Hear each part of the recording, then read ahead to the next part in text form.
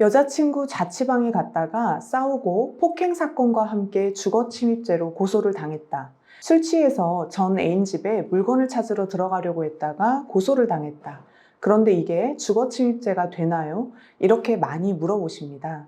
그래서 오늘은 어떤 경우에 주거 침입죄가 인정이 되는지, 그리고 형량은 얼마나 나오는지, 감형될 수 있는 방법은 없는지에 대해서 알아보도록 하겠습니다. 먼저 들어간 곳이 타인이 사는 곳이나 건조물 등이어야 하는데요. 타인과 공동으로 거주하고 있는 상황에서는 내가 들어가는 것은 주거침입죄가 되지 않고, 공동생활에서 이탈한 후에는 타인의 주거로 보고 들어간 경우 주거침입죄로 처벌하고 있습니다. 예를 들어 별거 중인 남편이 처가 부정행위를 하는 현장을 촬영하기 위해 처가 거주하는 집에 침입하면 주거침입죄에 해당하는 것입니다.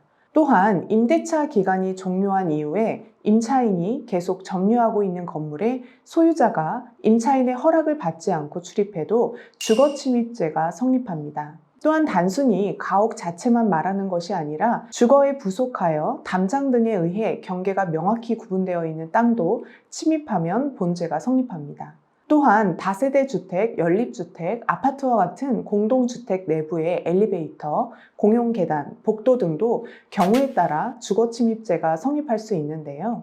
거주자와 관리자에게만 부여된 비밀번호를 출입문에 입력해야만 출입할 수 있거나, 외부인의 출입 등을 통제 및 관리하기 위한 표시나 경비원이 존재하는 등 외부인의 무단 출입을 통제 관리하고 있는 사정이 존재하고 있고, 외부인이 이를 인식하고서도 공동 현관에 출입하였다면 주거침입죄에 해당하는 것입니다.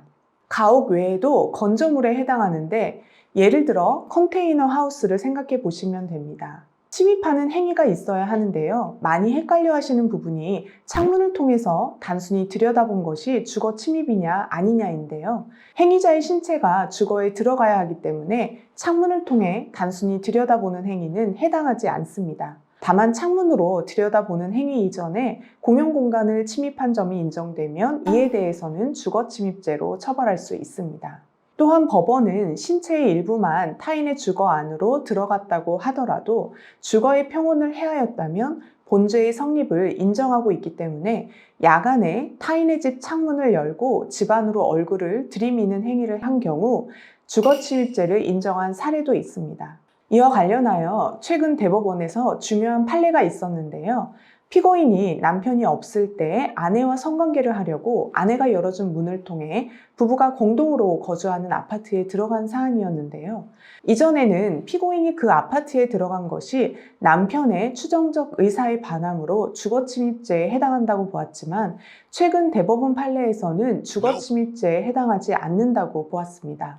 즉, 공동거주자 중 일부가 부재 중일 때 실제로 집에 있는 사람의 승낙을 받아 정상적인 출입 방법에 따라 공동주거에 들어간 경우에는 주거침입죄에 해당하지 않는다고 보았는데요. 남편의 입장에서는 간통죄도 없어지고 주거침입죄로도 처벌할 수 없어 매우 분노할 수 있는 상황이지만, 판례의 태도가 위와 같이 변경되었으니 앞으로는 주거침입죄로도 처벌할 수 없게 되었습니다. 주거침입죄는 3년 이하의 징역 또는 500만 원 이하의 벌금에 처한다고 규정하고 있고, 양형위원회에서는 기본적으로 징역 6월에서 1년을 선고하도록 권고하고 있는데요.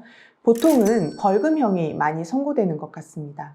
미수범은 처벌 규정이 있어야 처벌할 수 있고, 모든 범죄의 미수범을 처벌하는 것은 아닌데요. 주거침입죄도 미수범 처벌 규정이 있어 미수에 그쳤더라도 처벌받을 수 있습니다.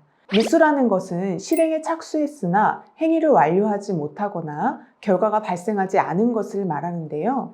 예를 들어 판례 사안 중에는 피해 여성이 혼자 사는 집에 사다리를 타고 올라가 침입하려다가 사다리가 흔들려 바닥에 떨어지는 바람에 미수에 그치는 사례가 있었고, 주거지 창문을 들여다보고 시정된 현관문의 번호키를 무작위로 누르고 현관문의 손잡이를 잡아당기고 돌과 파이프를 밟고 주거지의 담을 넘어 주거지 내부로 들어가려고 하였으나 주거지의 담을 넘지 못하는 바람에 미수에 그친 경우가 있었습니다. 기본적으로 미수의 경우에는 기수의 경우보다 형을 감경할 수 있다라고 규정하고 있는데요. 사안에 따라 기수보다 더 높은 형량이 선고될 수도 있습니다. 앞서 예로 든 두 번째 사례에서는 벌금 200만 원이 선고되었으나 임대인이 임차인의 주거에 침입한 기수 사건에서 벌금 50만 원이 선고되기도 하였습니다. 즉 사안에 따라 달리 판단될 수 있으니 미수라도 감형받을 수 있는 사정들을 잘 정리하여 제출하여야 합니다. 범행 동기에 있어서 참작할 만한 사유가 있거나 침해 정도가 경미한 경우, 진지한 반성, 형사처벌 전력이 없거나 상당한 피해 회복을 한 경우 등을 생각해 볼 수 있는데요. 제가 있던 사안에서는 임대인이 월세를 내지도 않고 연락도 받지 않는 임차인의 주거지에 무단으로 들어가서 주거침입죄로 처벌받게 된 사안이 있었는데, 당시 임차인이 3개월 이상 월세를 내지도 않았고 연락도 받지 않았던 점들을 설명하고 관련 자료들을 제출해서 벌금형의 선고유예를 받은 사안도 있었습니다. 내가 들어간 곳이 주거침입죄의 객체에 해당하는지, 내가 한 행위가 침입한 행위에 해당하는지 점검받아 볼 수 있고, 만약 주거침입죄에 해당한다면 준비해야 할 감형 요소들을 안내받고 함께 준비할 수 있습니다. 또한 피해자 측은 보통 가해자 측과 직접 연락하는 것을 원하지 않기 때문에 변호사를 통해 피해자와의 합의도 진행해 볼 수 있습니다. 자, 이제 어떤 경우에 주거침입죄가 인정되는지, 형량은 얼마나 나오는지에 대해서 잘 아시겠죠? 어떤 경우에 인정되는지를 듣다 보면 지금 내가 주거침입죄 인정이 되겠구나 라는 감이 오실 겁니다. 술김에, 홧김에 애인과 트러블이 있었던 것일 뿐이지만 일이 커지고 전과가 남게 될 수도 있습니다. 그렇기 때문에 반드시 변호사와 상담을 하셔서 최대한 나에게 유리하게 진술하고 감형받는 과정이 필요합니다. 오늘 주거침입죄에 대해서 설명을 드렸는데요. 이와 관련해서 도움이 필요하시면 상담 전화로 문의 주세요.